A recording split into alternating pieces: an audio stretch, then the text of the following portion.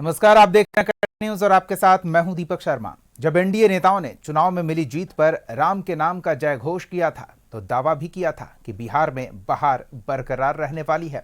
इसके लिए जरूरी था माफियाओं पर नकेल कसने की, सिर्फ कहने से आगे बढ़ते हुए उनमें भय जगाने की। विनय न मानत जलधि जड़ गए 3 दिन बीत, बोले राम सकोप तब भय बिनु होय न प्रीत। भय जरूरी है। जनता को पीड़ित, प्रताड़ित, परेशान करने वाले आदतन अपराधियों को बीते कुछ महीने में आभास करा दिया गया है कि सिर्फ बोली नहीं, सरकार गोली से भी काम लेने से नहीं हिचकेगी। एक के बाद एक एनकाउंटर, चाहे शराब माफिया हो, हिस्ट्री शीटर हो या कोई शातिर चोर ही क्यों ना हो, कानून तोड़ने वालों का हौसला तोड़ने में कोई कसर नहीं रखी जाएगी। यूपी वाले ऑपरेशन लंगड़ा की एक झलक अभी दिखी ही है, लेकिन क्या इतना काफी है? क्या इससे अपराधियों में डर का माहौल बनेगा? और बड़ा सवाल ये कि जब होने लगे एनकाउंटर लगातार, तो इससे लॉ एंड ऑर्डर में आ रहा कितना सुधार? सवाल का जवाब लेंगे। हमारे साथ कुछ मेहमान जुड़े हुए, उनसे आपका परिचय करा दें। हमारे साथ आरजेडी की ओर से पार्टी का पक्ष रखने के लिए आरजू खान जी हैं, रिटायर्ड डीएसपी हैं पुष्कर कुमार जी, आपका बहुत स्वागत है। और साथ ही बीजेपी की ओर से पार्टी का पक्ष रखने के लिए सुमित शशांक जी हैं, आप सबका बहुत बहुत स्वागत है। सबसे पहले तो पुष्कर जी, आपसे ये जानना चाहेंगे कि खौफ अपराधियों में, जो आदतन अपराधी हैं उनमें खास तौर पर कैसे बनाया जाए? क्या ये ऑपरेशन लंगड़ा एनकाउंटर हो तो पुलिस से आमना सामना हो, तो पुलिस सिर्फ बोली से नहीं गोली से काम ले, ये एक मात्र जरिया है? निश्चित तौर पर जो भी कुख्यात अपराधी हैं, हिस्ट्री शीटर हैं, अनेकों कांड में वांछित हैं, तो उसमें पुलिस का इनकाउंटर, तो जब पुलिस आत्मरक्षार्थ, अगर पुलिस से क्रिमिनल का मुठभेड़ होता है आत्मरक्षार्थ, तो गोली चलाने का अधिकार किसी भी पुलिस अफसर को है। तो आत्मरक्षार्थ में अपराधी हो तो या अपराधी मारे भी जाते हैं तो कोई बात नहीं, आत्मरक्षार्थ करने का अधिकार हमारे कॉन्स्टिट्यूशन, हमारे लॉ में प्रोवाइड है। दूसरी बात है कि जो अपराधी जेल में हैं उनके विरुद्ध जो है वो स्पीडी ट्रायल करके उसको, जो भी अपराधी आर्म्स एक्ट में या किसी भी एक्ट में जेल में है, उसको जो है न्यायालय में त्वरित स्पीडी ट्रायल करा के, और स्पीडी ट्रायल करा के उसको सजा दिया जा रहा है, सजा करवाया जा रहा है। सजा का रेट बढ़ रहा है। सजा होने से अपराधी में दहशत होता है, और अगर हम पकड़ने जाते हैं, अरेस्ट करने जाते हैं, हम पे अगर गोलियां चलाती है तो हम गोली का जवाब अगर निश्चित तौर पर गोली से देंगे तो अपराधी में दहशत का माहौल होगा और अपराध पर नियंत्रित होगा। यह निश्चित रूप से पुलिस की एक कार्रवाई होती है। लेकिन पुष्कर जी, आप जो कह रहे हैं कि जवाबी कार्रवाई में हम उनके गोली चलाने का इंतजार क्यों करें, वो तो दर्शाता है ना कि वो कितने खौफ हैं। उनमें खौफ होना चाहिए कि अगर भनक लगे कि पुलिस वाले आसपास भी हैं तो भागें, छिपें, वारदात को अंजाम देकर फिर जवाबी कार्रवाई के लिए इंतजार करना क्या काफी है? या तुरंत मिले तो उन्हें वहीं सबक सिखाएं? कानूनी तौर पर यह सही नहीं है क्या? कानूनी तौर पर यह नहीं है। जब तक पुलिस पर कोई आक्रमण, अटैक नहीं होता है तो हम उस पर अटैक नहीं कर सकते हैं, तब तो वो हत्या के श्रेणी में आ जाएगा। अच्छा। लेकिन आत्मरक्षार्थ गोली चलाने का अधिकार है, हमको कानूनन अधिकार दिया है, तो हम उसी के तरह कृत करते हैं, उसी के कार्रवाई। आज तो हर अपराधी हथियार से लैस रहता है। पुलिस जैसे ही रेड करने जाती है वो त्वरित फायर करता है, वो इंस्टेंट फायर करता है। तो उसका जवाब जो है हमारे पुलिस ऑफिसर भी हैं वो तुरंत फायरिंग से देते हैं, और इसका परिणाम आ रहा है कि बड़े बड़े कुख्यात अपराधी एसटीएफ है और पुलिस, स्टेट पुलिस, जिला की पुलिस जो है, उसके साथ मिलकर हम लोगों ने अभी बहुत ही अच्छा परिणाम मिल रहा है। और उसके अलावा अभी लिस्ट भी बना के सूचीबद्ध तरीके से ये जो अपराधी, जो गैंग है, जो शराब माफिया है, बालू माफिया है, और इस तरह का जो संपत्ति अर्जित कर लिया है, तो वो संपत्ति को भी सरकार जो है सीज करने की कार्रवाई कर रही है कि उसको, संपत्ति को जो नया बीएनएस की धारा है उसमें अटैच करने का प्रावधान है। तो प्रावधान पर भी बहुत जोर जबरदस्त तरीके से काम डीजीपी साहब को एकदम उस पर तो ये 3 महत्वपूर्ण बातें निकलकर सामने आई है। पहली ये कि चूंकि कानून से हाथ बंधे होते हैं, वर्दी की कुछ अपनी जिम्मेदारियां और दायित्व होते हैं, तो वो अपराधियों की तरह व्यवहार नहीं कर सकते हैं। वो एक सभ्य सैन्य अधिकारी की तरह ही व्यवहार करेंगे। तो अगर गोली चलती है तो जवाबी कार्रवाई करेंगे। सजा के मामले में न्यायिक प्रक्रिया को गति देते हुए त्वरित न्याय सुनिश्चित करेंगे, और जो भी धाराओं के तहत उचित सजा होगी वो सजा दिलाने का काम करेंगे। और तीसरी महत्वपूर्ण बात यह है कि आपराधिक गतिविधियों से अर्जित संपत्ति को जब्त करने की तेजी से कार्रवाई होगी, जिसका उल्लेख पुष्कर जी ने किया है। चलिए अब सरकार क्या कर रही है ये समझ लेते हैं। सुमित जी, सब कुछ है, सबको पता है कि क्या किया जाना चाहिए, अपराधी पर कैसे नकेल कसा जाना चाहिए, लेकिन अपराध के आंकड़े लगातार ये बता रहे हैं कि सब कुछ सही तरीके से शायद नहीं हो रहा है। देखिए दीपक जी, अपराध के आंकड़े जो हैं वो पूर्व की सरकारों में और वर्तमान की सरकार में बड़ा अंतर है। अपराध के आंकड़े भी गिरे हैं और अपराध की मानसिकता भी गिरी है, और अपराध की मानसिकता को ध्वस्त करने का काम हमारी सरकार ने किया है, मुख्यमंत्री नीतीश कुमार जी की सरकार ने किया है। बिहार के उप मुख्यमंत्री और सह गृह मंत्री आदरणीय सम्राट चौधरी जी ने स्पष्ट कर दिया कि अपराधी या तो बिहार छोड़ेंगे, नहीं तो अपराधियों का एनकाउंटर होगा। और जब हमारी पुलिस अपराधियों को पकड़ने जा रही है, तेजी से त्वरित रूप से कार्रवाई कर रही है, त्वरित रूप से उनके ठिकानों पे कहीं ना कहीं जब पकड़ने जा रही है, और वहां पर जब पुलिस के ऊपर वो आक्रमण करते हैं तो निश्चित तौर पे उनका एनकाउंटर किया जा रहा है, उनको गोली मारी जा रही है। और आगे भी ये सारी चीजें होती रहेंगी तब तक जब तक बिहार में अपराध शून्य नहीं हो जाता। तो मेरा स्पष्ट रूप से मानना है, अपराधियों का अगर कहीं भी मनोबल बढ़ेगा तो उसको हतोत्साहित करने का काम हमारी बिहार की पुलिस करेगी, हमारी सरकार करेगी। बिहार में एक भी व्यक्ति, अंतिम पायदान पे बैठा हुआ व्यक्ति, चाहे मध्यम पायदान पे बैठा हुआ व्यक्ति, चाहे ऊपरी पायदान पे बैठा हुआ व्यक्ति, स्वच्छंद घूमना चाहिए, स्वच्छंद रहना चाहिए और स्वच्छंद तरीके से उसको काम करना चाहिए। इंडस्ट्रियल रिवोल्यूशन की दिशा में बिहार बढ़ रहा है, उसको अगर कोई भी व्यक्ति कहीं से भी दिमाग में ये रखता है कि आपराधिक मानसिकता से बिहार की विकास की गति को अगर कोई व्यक्ति अगर रोकने का काम करेगा, तो कभी भी ऐसे व्यक्ति जो हैं वैसे लोगों को रोकने का काम बिहार की पुलिस करेगी। वैसे लोग कभी भी आगे नहीं बढ़ सकते हैं। तो मेरा स्पष्ट रूप से मानना है कि आदरणीय उप मुख्यमंत्री जी ने पहले ही कहा है, मुख्यमंत्री नीतीश कुमार जी को सुशासन की सरकार इसीलिए कहा जाता है। आपने पहले फेज में भी देखा होगा कि लगातार बड़े अपराधियों का एनकाउंटर हुआ, और वर्तमान में जब संगठित अपराध बिहार से समाप्त हो चुका है, लेकिन एकल स्तरीय अपराध अगर कहीं भी होता है तो वैसे अपराधियों को भी ध्वस्त करने का काम, उनके मनोबल को ध्वस्त करने का काम, चाहे कोई भी व्यक्ति अगर वैसे लोगों को संरक्षित कर रहा है तो वैसे लोगों को भी चेतावनी है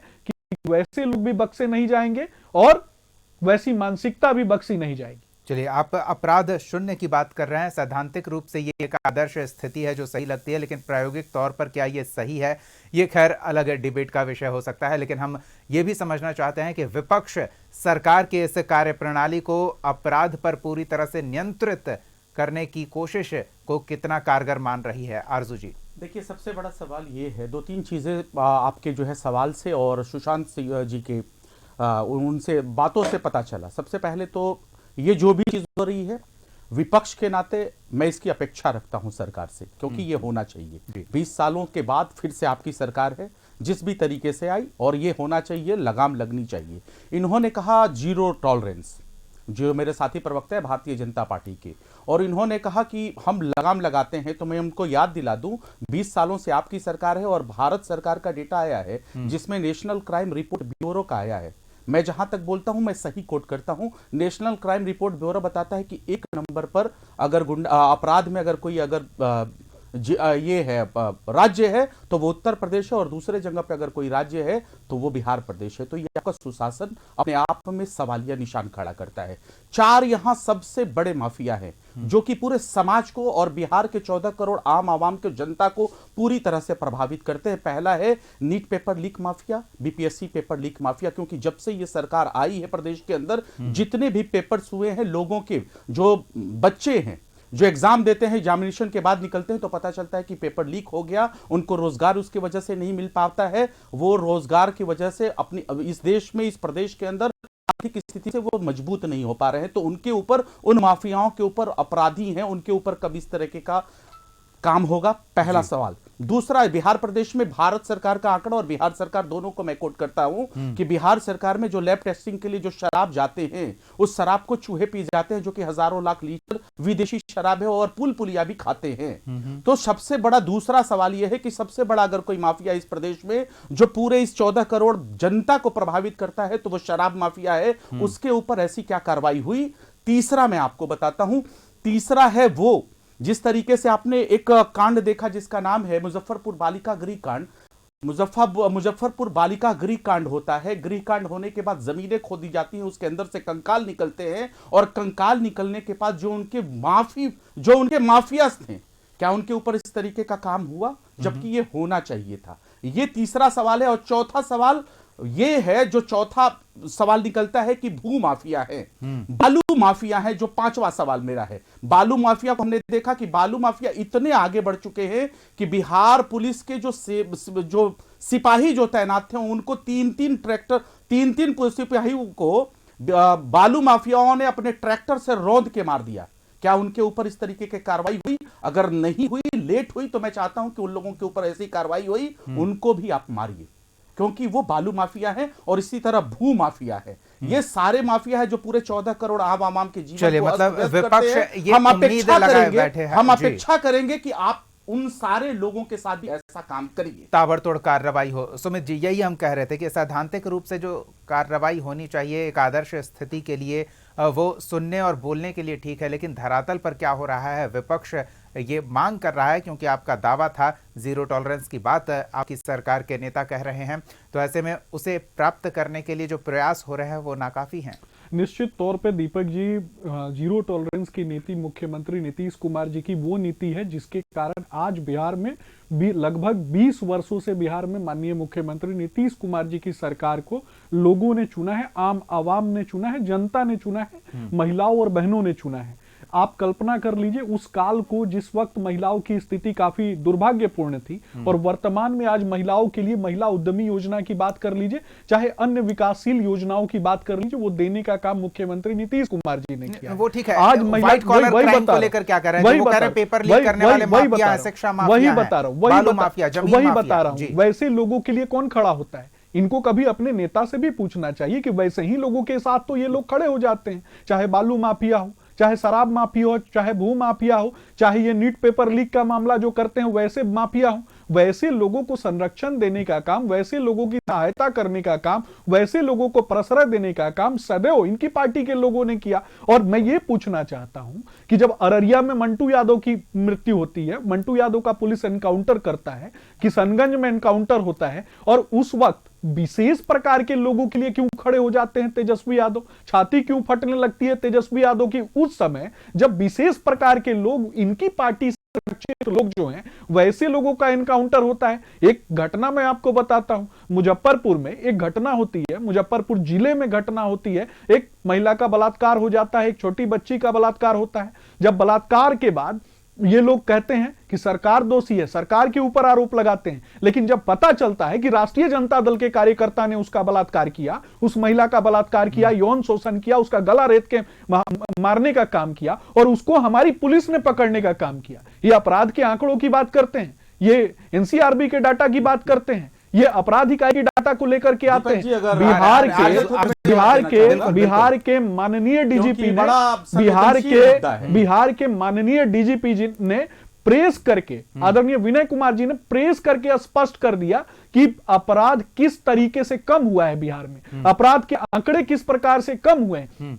जब हम लोगों को स्किल डेवलप करेंगे, जब लोगों में गुणवत्तापूर्ण शिक्षा लेकर के आएंगे, लोगों की मानसिकता को परिवर्तित करने का काम करेंगे, निश्चित तौर पे एक सभ्य समाज का निर्माण हम करेंगे। लेकिन जो लोग, पहले मैंने कहा कि संगठित अपराध बिहार में समाप्त हो चुका है, जो बड़े बाहुबली, बड़े अपराधी मानसिकता के लोग, जिसको इन्हीं की पार्टी के लोगों ने संरक्षण दिया, वैसे लोग निश्चित तौर पे गिरोह ही काम कर रहा है। बता रहे हैं सुमित जी, दीपक जी, वैसे लोगों को चिन्हित करके वैसे लोगों पर कार्रवाई करने का काम हमारी पुलिस करती है। वैसा कोई भी एक भी व्यक्ति बचता नहीं। बिल्कुल आएंगे दीपक जी, सुमित जी, शराबबंदी आपको याद नहीं होगा कब से लागू है? देखिए, कई साल हो गए हैं, कई साल में आप कितने संगठित गिरोह को खत्म कर पाए हैं? दीपक जी, हमारी सरकार ने न जाने कितने अपराधियों को समाप्त करने का काम किया, जिसका प्रमाण बिहार के माननीय डीजीपी ने प्रेस कॉन्फ्रेंस करके बताया कि अपराध, संगठित अपराध अगर खत्म कर रहे हैं तो फिर नई पौध भी तो पनप रही है ना। वही तो बता रहा हूं मैं,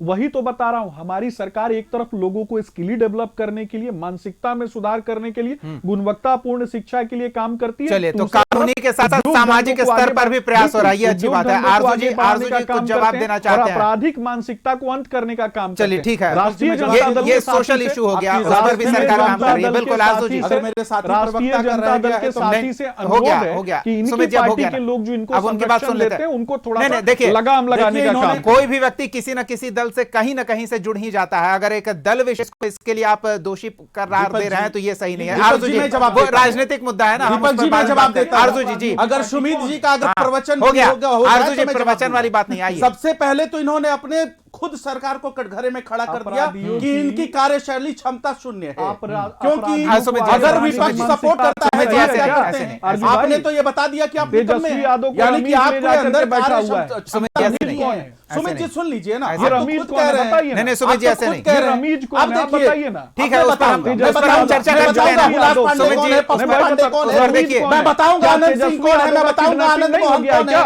अरे बहुत बड़ी बिहार फहरिस्त पुलिस को है, तो तेजस्वी जिसको यादव को सत्ता के लिए खोजना संकोचित चाहिए। करते हैं, संरक्षित बिहार करते हैं। पुलिस को तो इंटरप्ट मत तेजस्वी करिए, यादव मैंने को आपको खोजना सुना है, आप भी चाहिए। सुनिए। रमीज सुमित जी, कहाँ गए? आप अच्छे ये वक्ता रमीज तभी हो कौन सकते है? हैं जब अच्छा श्रोता नहीं, होंगे। पहले सुन लीजिए, आपसे नहीं आपने सीखना है अपनी ना। सरकार को कटघरे में रमीज खड़ा कर कौन लिया, है? यानी कैसे? अपनी ये कमी रमीज नहीं कैसे है, आरजू जी, अपना कैसे? करा है। साबुद्दीन कौन 20 था? सालों से आप ये करना चाहते हैं, साबुद्दीन लेकिन कौन हम था? आपको करने नहीं बिहार देते का हैं। गुंडा तो था आप ना? बैठे क्यों हैं? ये बिहार आप के बैठे गुंडे क्यों थे हैं ना? भाई? ये एनसीआरबी साबुद्दीन के कौन डेटा था? को हम क्यों ना ये कोट करें? रमीज कौन वो है? भारत सरकार का रमीज डेटा है तेजस्वी जो यादव बताता है के कि साथ 32,000 विदेश में महिलाओं घूम के रहा है। साथ आपने विदेश बलात्कार में ले किया है, जाके आपकी घूम सरकार रहा में है। बलात्कार और हुआ आपकी है। सरकार में उसमें लालू 70 यादव साल की बलात्कार का महिला और 60 पंचायती साल की करवाते बच्ची है थे। मासूम। लालू आप लोग तो प्रसाद बलात्कारी यादव हैं। बलात्कार का बलात्कारी पंचायती संस्कार से करवाते उपजे हुए लोग थे। हैं। लालू और प्रसाद आज यादव महिलाओं के अंगों के बारे में गंदे गंदे गाने गाते थे।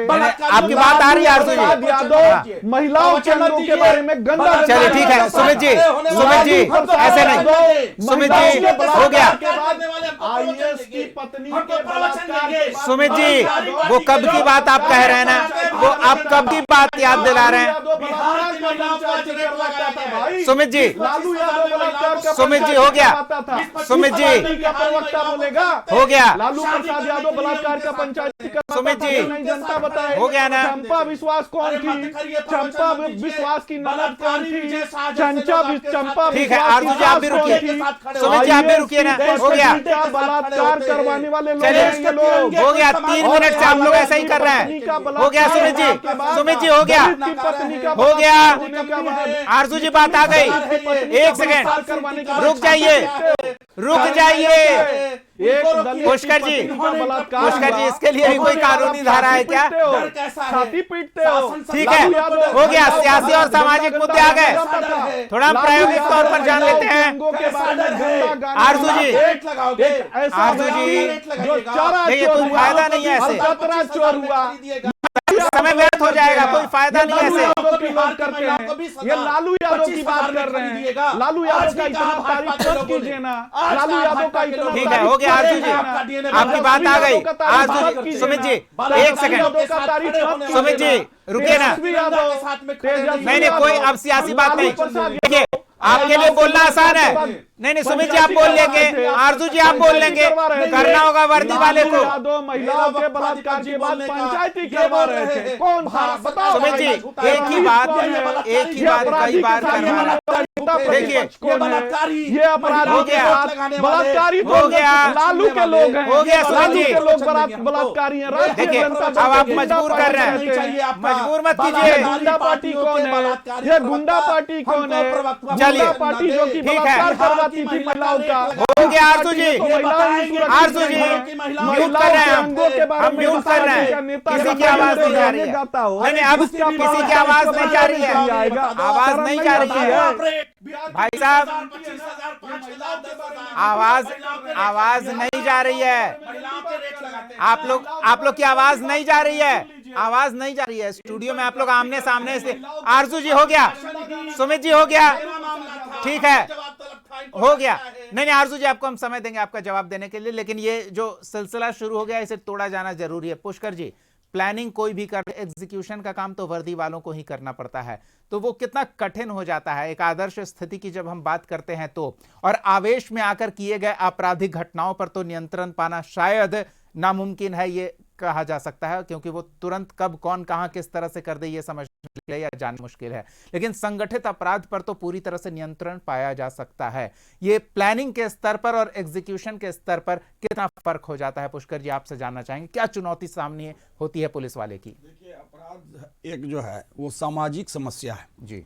अपराध कोई राजनीतिक समस्या नहीं है, ये एक सामाजिक, समाज के लिए कोड है। समाज में सरकार तो आती जाती रहने हैं, लोकतंत्र में तो कोई सरकार आएगी, लेकिन अपराध जो है, अपराध को नियंत्रण जो है किसी भी सरकार की रहेगी, किसी की, उसको नियंत्रित करने वाला पुलिस ही होता है जी। और पुलिस को जो है फ्री हैंड जब मिलता है अपराध नियंत्रण में, तो वो अच्छे से कार्य करता ये है। फ्री हैंड समझना चाहेंगे पुष्कर जी, क्योंकि लोग बहुत फिल्मी हो गए हैं, उन्हें लगता है कि आज ऑर्डर आया और कल खत्म कहानी। नहीं, फ्री हैंड इस कहने का मतलब है कि पुलिस के कार्य में हस्तक्षेप जो है, अन्य एजेंसियां उसके इन्वेस्टिगेशन में हस्तक्षेप नहीं करे, उसके कार्य प्रणाली में हस्तक्षेप नहीं करे, उसको जो पर्यावरणात्मक दबाव है उससे पैरवी अगर की बात पुलिस- कर रहे हैं आप। पर्यावरणात्मक दबाव, उसमें सारे चीज आते हैं, पॉलिटिकल से लेकर सब। ठीक तो है। जो इन्वायरमेंटल प्रेशर में पुलिस को अगर फ्री दिया जाता है कि नहीं आपके प्रति कोई इन्वायरमेंटल प्रेशर नहीं है, तो वो अच्छे से काम करेगा और अपराध जो है उसको जड़ से उन्मूल खत्म करने का प्रयास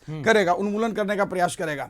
तो उसके उन्मूलन करने का, देखिए अपराध आप जीरो टॉलरेंस है, अपराध जीरो नहीं हो सकता है। अपराध अगर होता है तो उस पर टॉलरेंस नहीं होगा। सरकार की ये नीति है, अगर हम उस पर टॉलरेट नहीं करेंगे, चाहे जो भी उसमें अगर लापरवाही, पुलिस अफसर लापरवाही करे तो उस पर कार्रवाई होगी।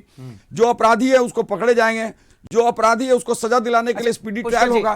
तो तो एक चीज और समझना चाहेंगे, ये जो कहा जाता है ना कि ना हम किसी को बचाते हैं ना हम किसी को फंसाते हैं, इसका क्या मतलब निकाला जाए?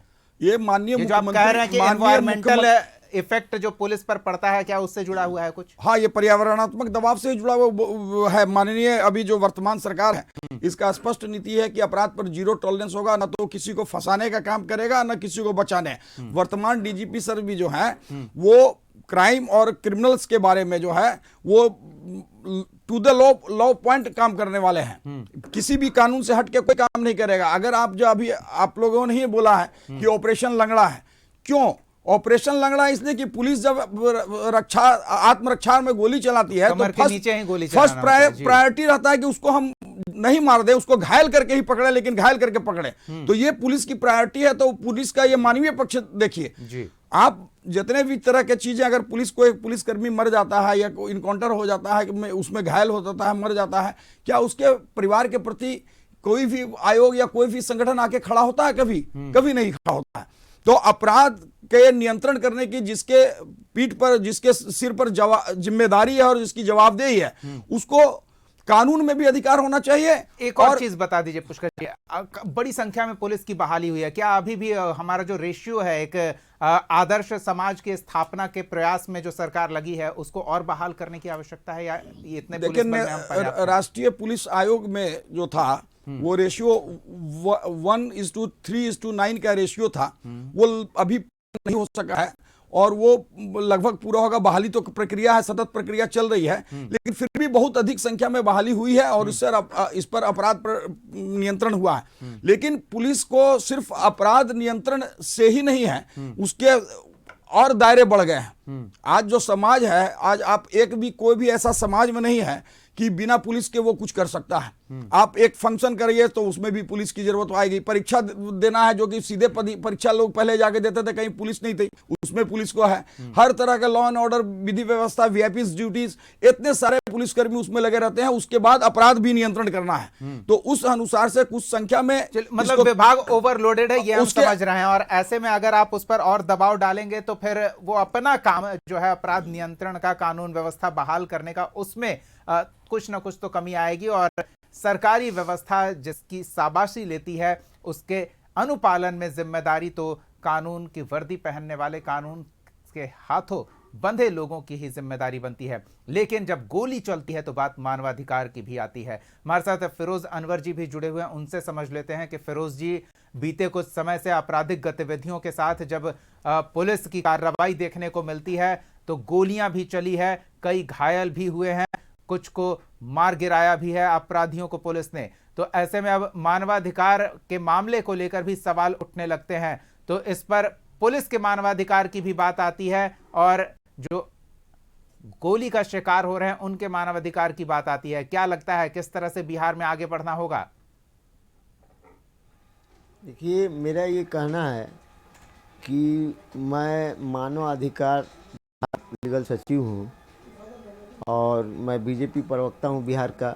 तो मैं ये बता देना चाहता हूँ कि जो अपराधी व्यक्ति के लोग हैं, अपराध कर रहे हैं और मानवाधिकार का उल्लंघन कर रहे हैं, लोगों को मार रहे हैं, लोगों को सामान लूट रहे हैं और जातिवाद जो दंगा फैला रहे हैं, हर तरह का, माने वो लोग अपराधी तत्व के जितने लोग हैं वो लोग सब मानवाधिकार का उल्लंघन कर रहे हैं। तो पुलिस स्टेप ले ही रही है पहले जो है वो सिस्टम नहीं था, अब सिस्टम जो है वो आपको सम्राट चौधरी से और माननीय नीतीश कुमार जी नेतृत्व मुख्यमंत्री बिहार के जो हैं उनके नेतृत्व में काम हो रहा है। और सिस्टम जो रखा गया अभी वो मानव अधिकार से बिल्कुल जुड़ा और सही है, जिसे अपराध को कंट्रोल और नियंत्रण कर सके, किया जा सके। लेकिन सिस्टम में ये है कि कुछ कमी भी आई है। वो सिस्टम ये है कि पुलिस जो है, पुलिस का सिस्टम जो है वो गलत है, उस तरह से नहीं करना चाहिए, बल्कि एक सिस्टम बल्कि एक कम्युनिटी के हिसाब से उन लोग को सिस्टम के हिसाब से बनाया जाता है, ताकि वो मतलब कि इलीगल काम भी नहीं करें और लीगल तौर पे कानूनी तरह कार्रवाई करने का उन लोग पूरे अधिकार है।